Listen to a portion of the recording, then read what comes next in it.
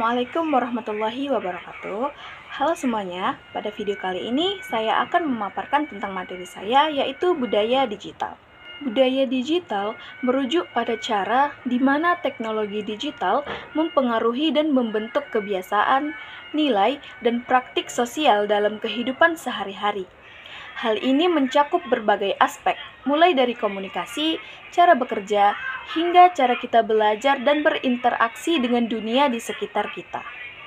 Pengertian budaya digital.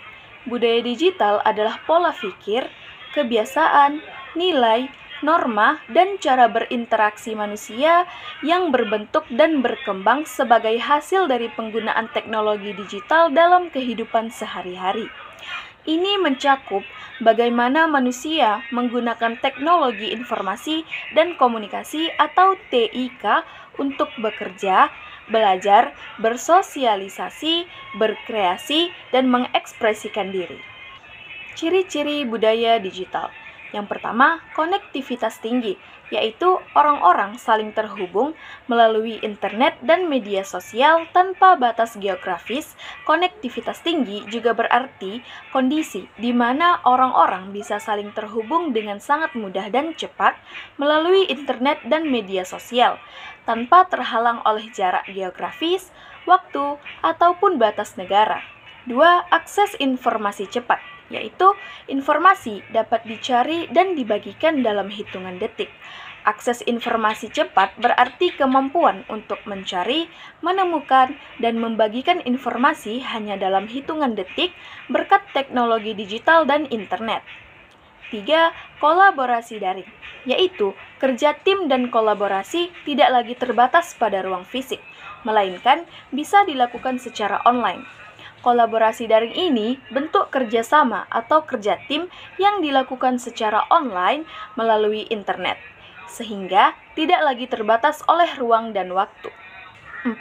Partisipasi aktif, yaitu masyarakat menjadi lebih aktif dalam membuat dan menyebarkan konten digital.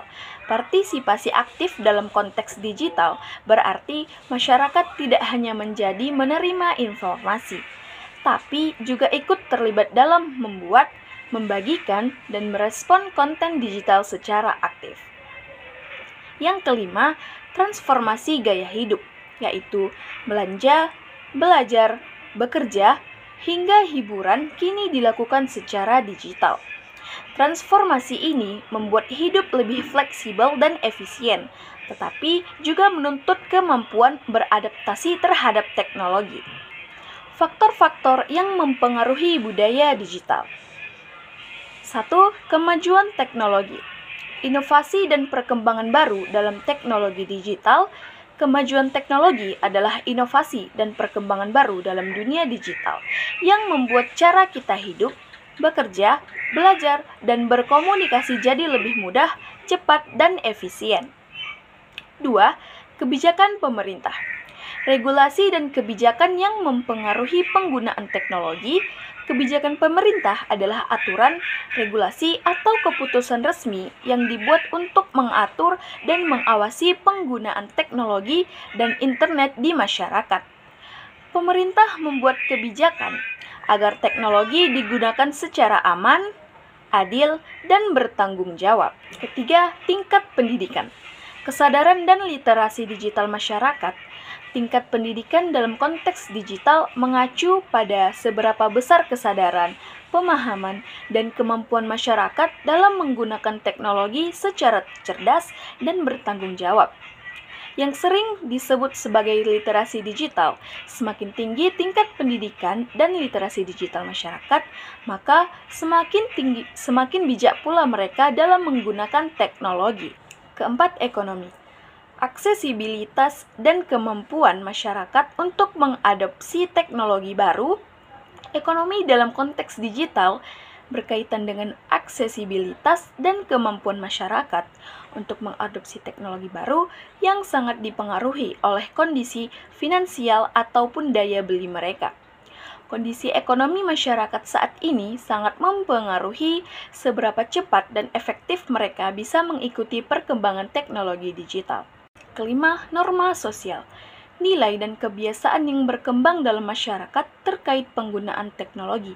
Norma sosial dalam konteks digital adalah nilai, aturan tidak tertulis, dan kebiasaan yang berkembang di masyarakat tentang bagaimana teknologi sebaiknya digunakan secara etis dan sopan.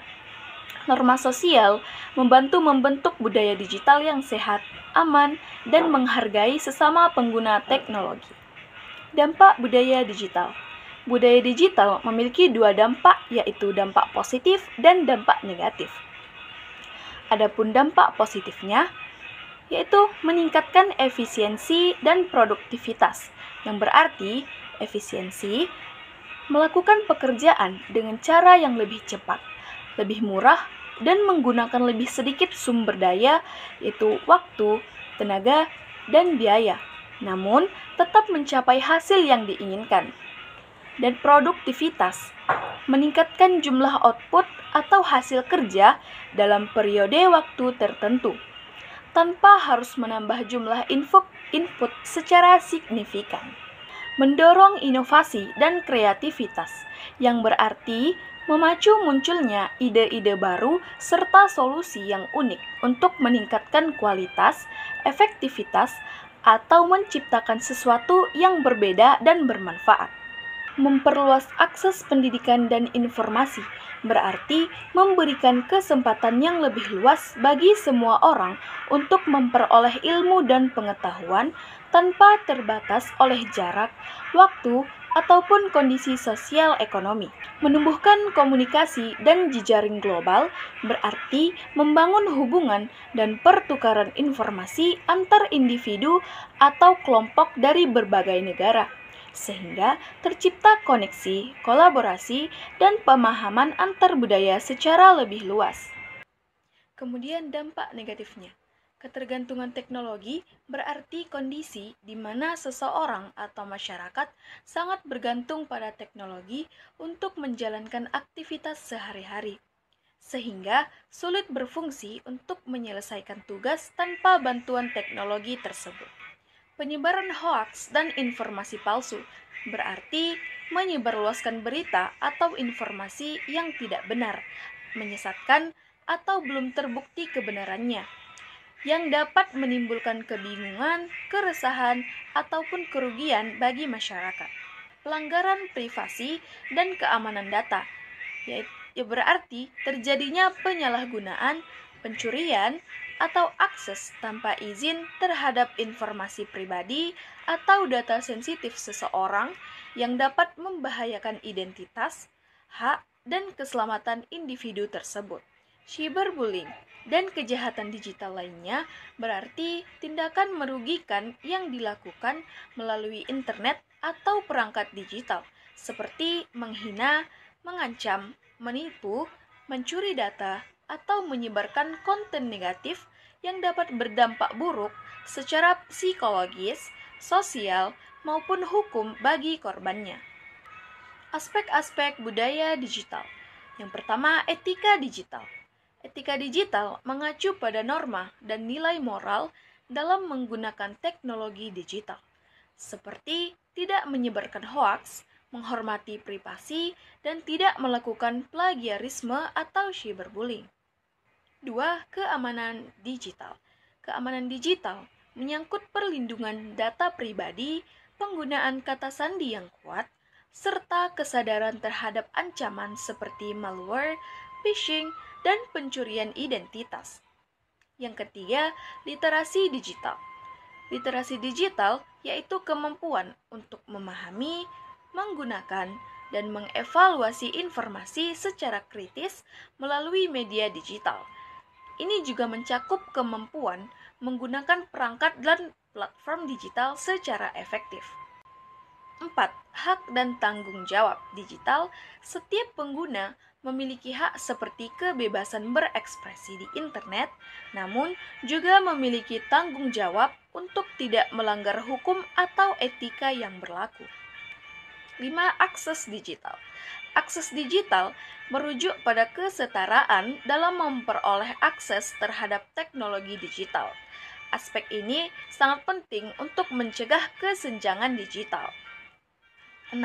Komunikasi digital. Komunikasi digital yaitu cara berkomunikasi menggunakan media digital seperti email, media sosial, atau aplikasi pesan instan. Etika dalam komunikasi juga menjadi perhatian di sini. 7. Jejak digital atau digital footprint, yaitu segala aktivitas yang terekam di internet, baik disengaja maupun tidak disengaja. Pengguna perlu menyadari dampak jangka panjang dari informasi yang mereka bagikan. 8. Kesehatan digital. Kesehatan digital menyangkut keseimbangan penggunaan teknologi agar tidak berdampak negatif pada kesehatan fisik dan mental, seperti kecanduan gadget ataupun kurang tidur. 9. Hukum digital. Hukum digital yaitu aspek ini meliputi peraturan dan undang-undang yang mengatur perilaku dalam dunia digital, seperti UU ITE di Indonesia. Hak-hak dalam budaya digital. 1. Hak atas informasi. Akses terhadap informasi yang aman dan dapat dipercaya. Misalnya, warga negara berhak mengetahui informasi terkait kesehatan publik, seperti data penyebaran penyakit ataupun pandemi dari sumber resmi, seperti Kementerian Kesehatan. 2. Hak privasi. Perlindungan data pribadi dan kebebasan dari pengawasan yang tidak sah. Misalnya, data pribadi seperti nomor KTP, alamat, dan nomor telepon tidak boleh disebarkan tanpa izin pemiliknya. Ketiga, hak kebebasan berekspresi. Mengemukakan pendapat dan berkomunikasi secara bebas di ruang digital. Misalnya, seseorang bebas menyampaikan pendapatnya di media sosial mengenai isu sosial ataupun isu politik, selama itu tidak melanggar hukum atau menyebarkan ujaran kebencian. 4. Hak akses. Hak akses kesetaraan dalam mengakses teknologi dan informasi digital. Misalnya, program pemerintah menyediakan pelatihan digital gratis bagi lansia ataupun kelompok rentan agar mereka tidak tertinggal dalam era digital. Selanjutnya, pengaruh budaya digital terhadap lingkungan. Budaya digital memiliki pengaruh yang cukup besar terhadap lingkungan sekitar, baik dalam aspek positif maupun dalam aspek negatif. Berikut ini ada beberapa pengaruhnya. Pengaruh positif, yaitu efisiensi dan penghematan sumber daya. Teknologi digital mengurangi kebutuhan kertas dan perjalanan fisik, sehingga bisa membantu mengurangi jejak karbon dan limbah. Penyebaran informasi lingkungan.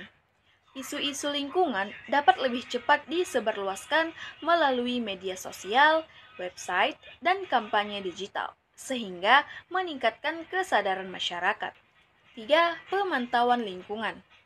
Teknologi digital seperti sensor laut, citra satelit, dan AI membantu memantau kualitas udara, air, serta deteksi perubahan iklim secara real-time.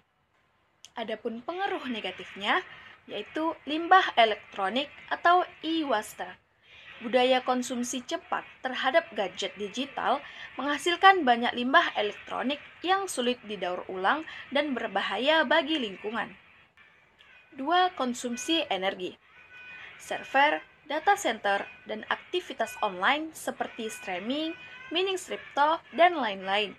Ini membutuhkan energi besar yang seringkali berasal dari sumber tidak ramah lingkungan. 3. Polusi digital. Meski tidak terlihat, jejak karbon digital dari aktivitas online juga menyumbang emisi karbon, seperti dari email spam atau pencarian web yang terus-menerus. Tantangan budaya digital. Yang pertama, regulasi dan kebijakan. Menentukan kebijakan yang tepat untuk melindungi pengguna berarti membuat aturan dan prosedur yang jelas dan teratur untuk melindungi data pribadi, keamanan sistem, dan hak-hak pengguna dari potensi bahaya. Kebijakan ini harus mencakup berbagai aspek seperti privasi, keamanan, dan akses data. 2. Etika digital. Etika digital mengembangkan etika dalam penggunaan teknologi. Ini bermaksud membina dan mengenalkan prinsip-prinsip moral serta nilai-nilai yang betul ketika menggunakan teknologi. Sama ada dalam kehidupan pribadi, sosial, maupun profesional. Ia melibatkan kesadaran dan tanggung jawab terhadap kesan penggunaan teknologi terhadap diri sendiri, orang lain, dan masyarakat secara umum. 3. Pendidikan digital. Pendidikan digital mempersiapkan masyarakat untuk berpartisipasi dalam ekosistem digital. Ini bermaksud memberikan pengetahuan, kemahiran, dan kemudahan kepada semua lapisan masyarakat supaya mereka mampu menggunakan teknologi digital secara aktif, efektif, dan selamat dalam berbagai aspek kehidupan. Perbedaan budaya digital dengan budaya teknologi. Yang pertama, komunikasi. Komunikasi budaya digital mengedepankan komunikasi instan dan global, sedangkan budaya tradisional lebih bersifat lokal dan tatap muka. Kedua, akses informasi. Akses informasi budaya digital menawarkan akses informasi yang luas dan cepat. Sedangkan budaya tradisional mengandalkan sumber yang lebih terbatas. Yang ketiga, penyebaran nilai. Penyebaran nilai budaya digital memungkinkan penyebaran nilai dan ide secara cepat, berbeda dengan budaya tradisional yang berkembang lebih perlahan. Budaya digital sebagai penguatan karakter berbangsa manusia modern. Dalam kehidupan manusia di berbagai kurun waktu dan masa akan terjadi perkembangan yang berbeda. Perkembangan akan membuat manusia menjadi semakin banyak belajar dan berinovasi dalam perkembangan dirinya. Banyak sekali hal yang dapat terjadi dalam kehidupan manusia, termasuk dalam era pandemi seperti saat ini. Manusia menjadi lebih kreatif dalam berkomunikasi. Salah satu upaya manusia untuk dapat tetap menjalankan aktivitas komunikasi walaupun ruang digital dan komunikasi tetap berjalan dengan efektif. Digitalisasi telah menjadi pengaruh yang sangat luas pada budaya karena munculnya internet sebagai bentuk komunikasi massal dan meluasnya penggunaan komputer pribadi dan perangkat lain seperti smartphone. Teknologi digital ada di mana-mana dan di seluruh dunia, sehingga studi tentang budaya digital berpotensi mencakup semua aspek kehidupan sehari-hari dan tidak terbatas pada internet ataupun teknologi komunikasi modern. Meskipun akan menjadi artifisial untuk membedakan era, tetapi kondisi komunikasi melalui ruang digital memiliki kekhasan yang tersendiri, yang jelas dan berbeda satu sama lainnya. Budaya yang dibentuk oleh digitalisasi berbeda dari pendahuluannya, yaitu apa yang disebut budaya cetak dan apa yang disebut dengan budaya siaran. Dalam sejumlah cara yang berbeda, misalnya, teknologi digital telah memungkinkan bentuk budaya yang lebih berjejaring, kolaboratif, dan partisipasif. Menurut Miller pada tahun 2012, karakteristik spesifik budaya digital dapat dijelaskan dengan jelas. Proses teknis yang terlibat, jenis bentuk budaya yang muncul, dan jenis pengalaman budaya digital. Pada gambar 1.1, kita dapat melihat ilustrasi komunitas daring. Pada akhir-akhir ini, berbagai perkembangan yang terjadi memang cukup menakjubkan, khususnya dalam bidang teknologi, terutama dalam hal informasi dan komunikasi. Ilustrasi komunikasi daring merujuk kepada gambaran atau konsep tentang bagaimana sekumpulan individu yang berinteraksi melalui platform digital yang membentuk sebuah komunitas atau masyarakat maya berdasarkan minat, tujuan, atau aktiviti yang sama tanpa batasan lokasi geografi. Teknologi informasi yang tadinya dikenal dengan teknologi komputer beserta perangkat elektronika lainnya kini menjelma menjadi satu dalam perpaduan kemampuan. Semula dengan ditemukannya berbagai perangkat sederhana mulai dari smartphone yang berbasis analog, kemudian maju dan berkembang terus hingga muncul berbagai perangkat elektronika lainnya. sehingga pada akhirnya teknologi ini terintegrasi satu dengan satu lainnya. Di sisi lain, akibat dari perkembangan kemampuan teknologi, terjadi juga perubahan yang cukup dramatis di sisi perjalanan dan operasi bisnis, yang menghasilkan pelayanan-pelayanan baru, termasuk dalam hal pemanfaatan jaringan dunia yang tanpa batas. Perkembangan dunia digital sudah mencapai semua aspek dari segi bisnis, ekonomi, hiburan, transportasi, bahkan dalam proses kegiatan belajar di sekolah. Hasil dari kegiatan melalui ruang digital juga dapat lebih efisien dan lebih akurat dalam proses pengerjaannya dibandingkan dengan kinerja manusia yang sibuk dengan melalui kegiatan luar ruangan yang dapat memberikan rasa lelah.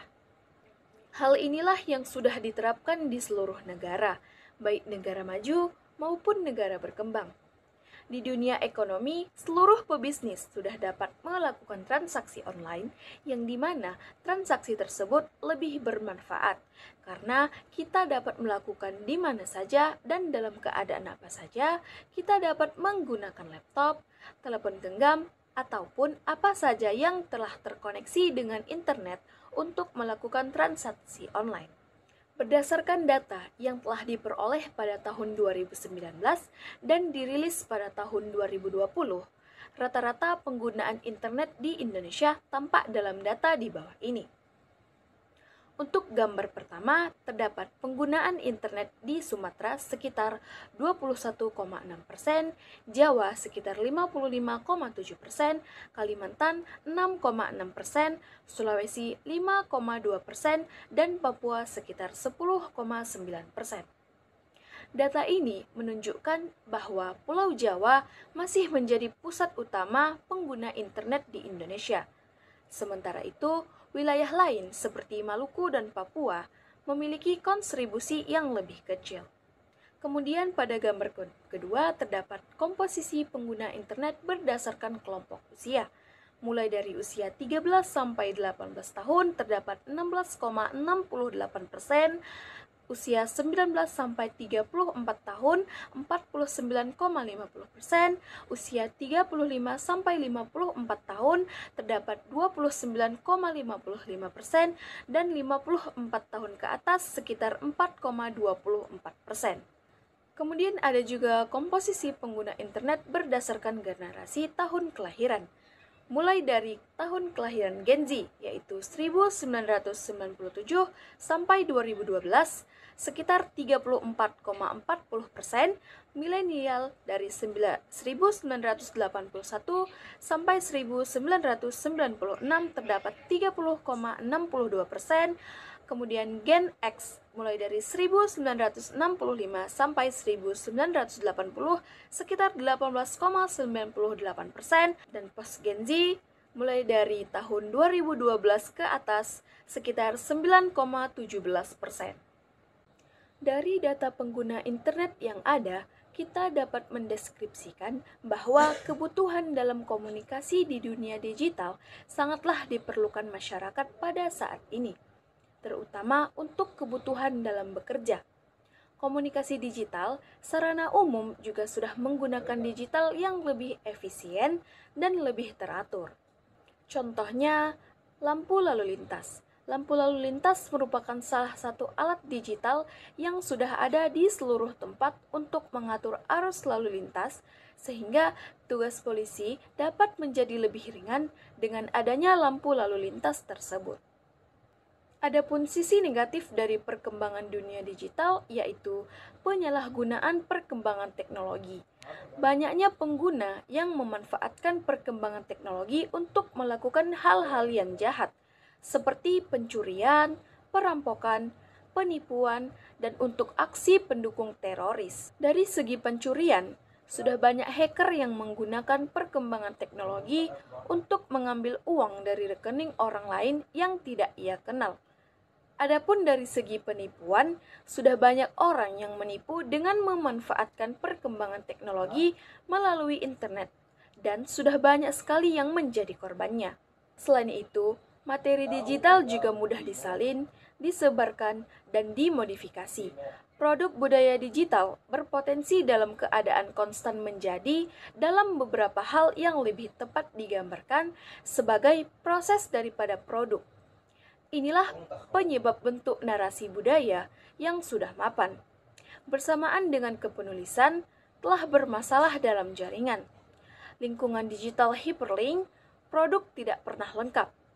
Jalur membaca hyperlink dan jaringan, dan hubungan antara pencipta dan khalayak sering anti-hierarkis dan produk konstruksi kolaboratif. Kemudian pada grafik 1.2, kepuasan terhadap kecepatan informasi yang didapatkan sekian persen.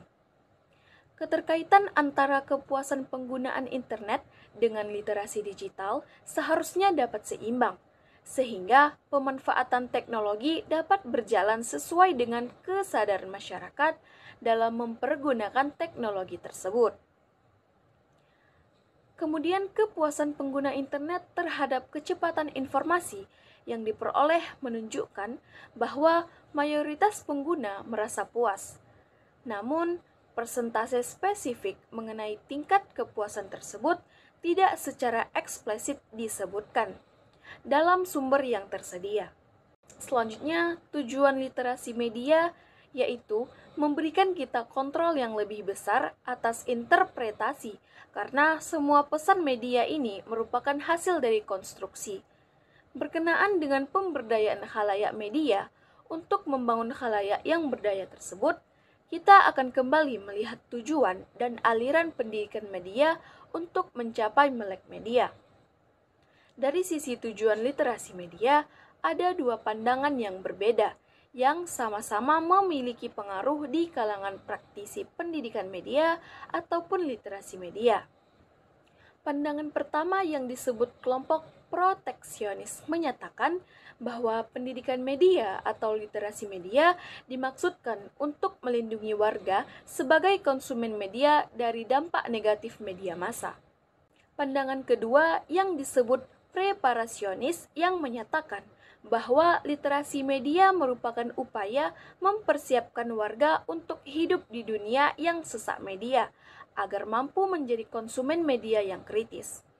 Artinya, dalam pandangan kelompok preparasionis, warga secara umum perlu diberi bekal kompetensi melek media untuk bisa mengambil manfaat dari kehadiran media massa.